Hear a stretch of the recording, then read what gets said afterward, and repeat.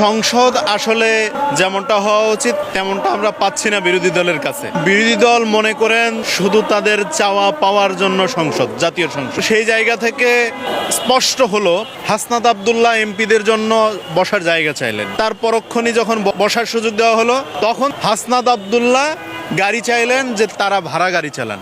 আপনার গাড়ি চালানোর সামর্থ্য না থাকলে আপনি গাড়ি চালান কেন? রিক্সায় আপনি যাবেন, আপনি বাইকে যাবেন, জনগণের ব্যাড ট্যাক্সের টাকায় আপনার গাড়ি কেনার স্বপ্ন কেন?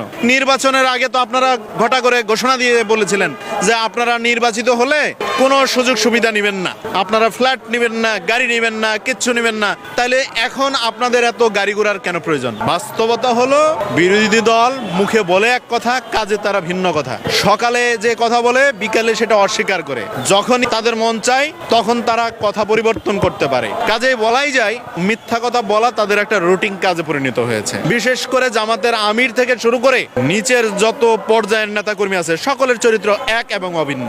আপনাকে বলবে একটা কথা, বলে আবার ভিন্ন কথা।